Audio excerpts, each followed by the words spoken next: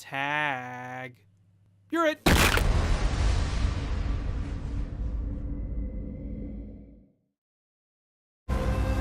Whatever you've done, I know there is good inside you.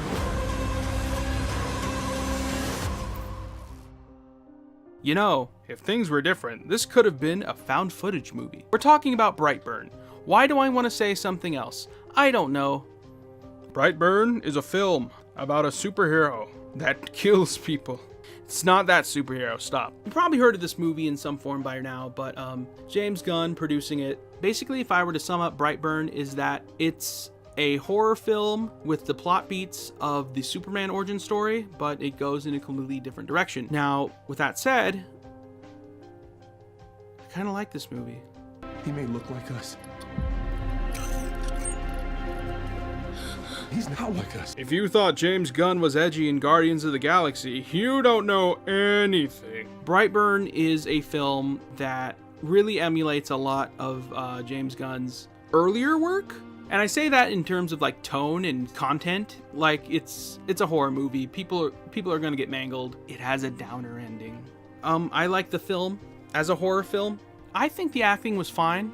It's definitely for a specific audience, I'm not gonna lie. If you're thinking to this, oh, I like superhero movies, I like Avengers and stuff, and that's pretty much where your fascination with the genre ends, you shouldn't probably see this movie. If you're a horror fan who just happens to like superheroes, you might like it. One thing I like about the film is that it feels like a villain origin story. It's just another origin movie.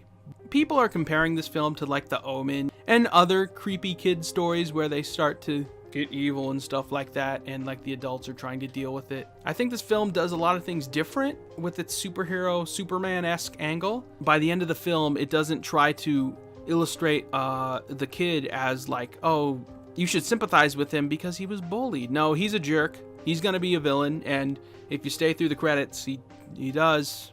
Tori!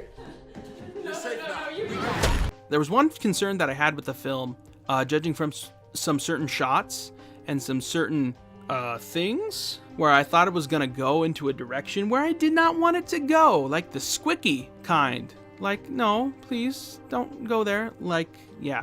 And the superhero genre doesn't really have a good track record with that sort of story. It doesn't really do anything with it, which is good. I don't know if there's content or scenes cut out of the final cut of the film. Maybe there'll be an extended cut when it comes to home video, or that maybe this uncomfortable aspect was in like the early stages of the script, but I'm glad it didn't really delve into that all that much, which is good, because we don't need that in 2019. Don't do that.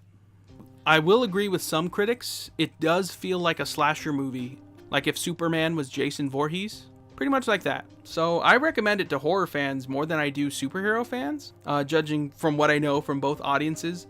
Another thing that kind of bothered me after I watched it was that I felt like it had a downer ending for like no reason, but I think it was trying to say something about how parents interpret their kids' behaviors and how they sort of muddle with their perceptions about like their morality. I will never turn against our son. He's not my son.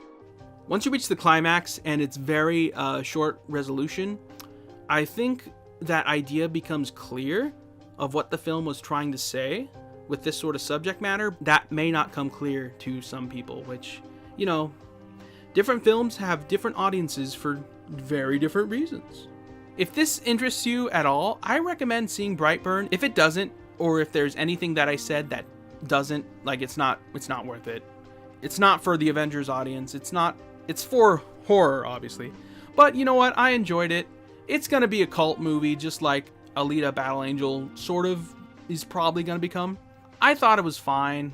I don't think it was that hateful. I don't think it was that immature or disgusting. But I really wouldn't mind seeing more of this concept. But anywho, what'd you think about Brightburn? Did you like the movie? Does it look weird to you? I got the trailer for this in front of Welcome to Marwen, and that's really weird. But we did. Also, I saw Welcome to Marwen, so yeah, I was disappointed with that one too, but we'll talk about that later. If you enjoyed the video, please leave a like, maybe subscribe even, or comment down below, but maybe subscribe. I like talking about film, I like talking about pop culture stuff, and I like talking about it with you guys because that's what I do. It's in my blood. Until next time, I'm Maximum Austin, and remember, keep being confident and you enjoy your day.